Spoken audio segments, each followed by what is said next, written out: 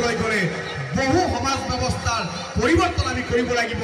আমাৰ সমাজ ব্যৱস্থা কুসংস্কাৰ, অন্ধবিশ্বাস, মদ, জুৱা, ভাং এইবোৰেৰে আক্ৰান্ত হৈ আছে।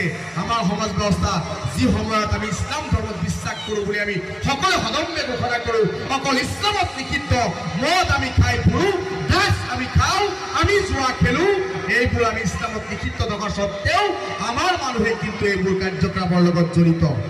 গতিকে প্ৰত্যেকজন মাসকলক অনুৰোধ জনাইছোঁ, প্ৰত্যেকজন মুৰব্বী সমাজ, যুৱ বন্ধুক অনুৰোধ জনাইছোঁ, আমাৰ সমাজখন যদি আমি বিশ্বৰ দৰবাৰত তুলি ধৰিব লাগে, বিশ্বৰ দৰবাৰত আমাৰ গাঁওখন, এই পাকাবেতবাৰী গড়পাৰা অঞ্চলখন যদি আমি বিশ্বৰ দৰবাৰত উজ্বলাই তুলিব লাগে, তেনেহ'লে আমাৰ অঞ্চলৰ পৰা এনেকুৱা নৃত্যশিল্পী ওলাব লাগিব যি ডেন্স ইণ্ডিয়াত ডেন্স কৰিব পাৰে, যি নাহিদ আফ্ৰিনৰ নিচিনা সংগীত শিল্পী হ'ব পাৰে।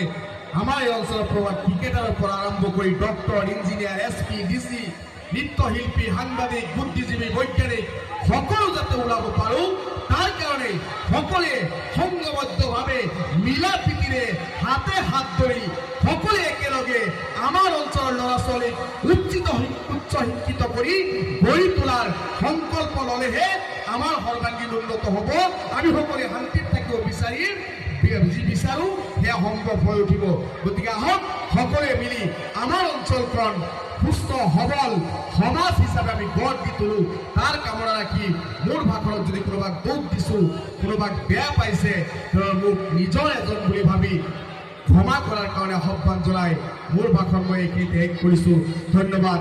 এই গড়পাৰা পাকাবেতবাৰী বৃহত্তৰ অঞ্চলৰ সকলো স্তৰৰ ৰাইজক জিন্দাবাদ মাৰি মোৰ ভাষণ মই শেষ কৰিছোঁ। ধন্যবাদ। জয় অসম, জয় জুবিন দা।